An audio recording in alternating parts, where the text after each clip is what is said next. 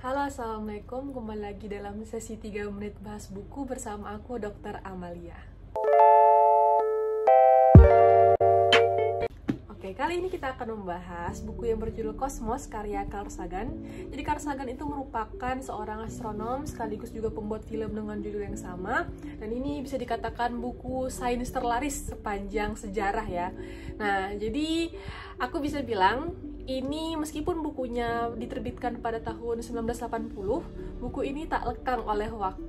Dikisahkan bagaimana bumi itu terbentuk 4 miliar tahun yang lalu, kemudian makhluk hidup yang terbentuk itu apa pertama kali. Kosmos ini artinya keteraturan ya, lawannya dari chaos yang kekacauan. Nah, jadi gimana sih bagusnya atau teraturnya atau sempurnanya bumi itu diciptakan sampai ke manusia juga. Nah, tinggal bagaimana pengetahuan manusia itu berkembang seiring waktu. Ini namanya perpustakaan Alexandria. Jadi pada saat itu sudah ada pemikir dan ilmuwan-ilmuwan yang sangat pintar-pintar nih sampai bikin buku. Ingat zaman dulu belum ada penerbit ya, belum ada percetakan. Jadi benar-benar nulis sendiri, dan di perpustakaan tersebut ada sekitar ratusan ribu buku.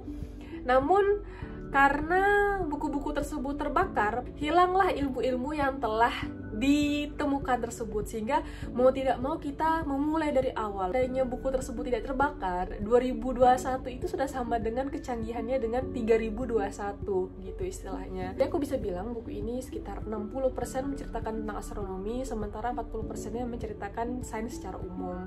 Nah, jadi kalian bisa pahami bahwa ternyata dari astronomi itu kita itu sudah berkembang dengan sangat pesat. Dari abad ke-16 ya, perkembangan astronomi sudah sangat pesat sampai sekarang, dimana kita sudah melakukan berbagai ekspedisi ke bulan, ke Mars, ke planet-planet lain. Kalau kalian baca buku ini kayak jadi sadar gitu sebenarnya bumi itu kecil banget. Yang kalau kalian tulis satu titik di kertas gitu, bumi itu lebih kecil daripada titik tersebut. Kalau kita hitung-hitung nih ya, matahari itu kan bintang ya yang dikelilingi sama planet-planet. Nah, berapa banyak sih bintang di galaksi Bima Sakti ini? Dan masalahnya galaksi itu bukan cuma galaksi Bima Sakti, banyak banget galaksi-galaksi yang lain. Ada miliaran galaksi yang kalau digabungin jadi gugus galaksi, dan dimana gugus galaksi itu terdiri dari miliaran-miliaran juga. Jadi kita ini kecil banget, kita ini nggak ada apa-apanya sebenarnya. Jadi buku ini bagus banget buat kalian yang pengen memahami sains, khususnya tentang astronomi ya. Jadi buku ini menjadi awal bagi kalian buat membaca buku yang lain. Jangan kayak aku baca buku lain dulu baru baca buku ini, jadinya kayak oh ini kan nggak benar, oh ini kan nggak benar, karena ada beberapa hal yang sebenarnya outdated sudah di sini. Jadi contohnya kayak planet itu ada 9 masih, padahal Pluto sudah didepak dari sistem tata surya.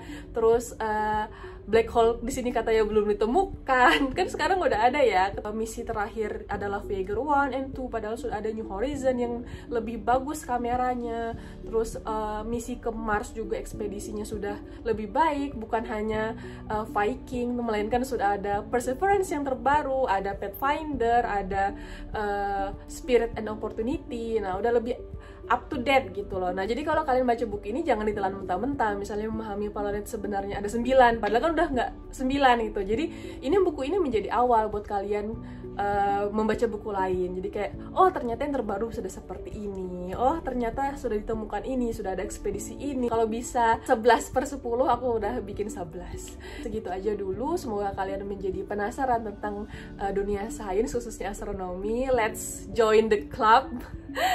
Oke, dadah. Assalamualaikum warahmatullahi wabarakatuh. Sampai jumpa.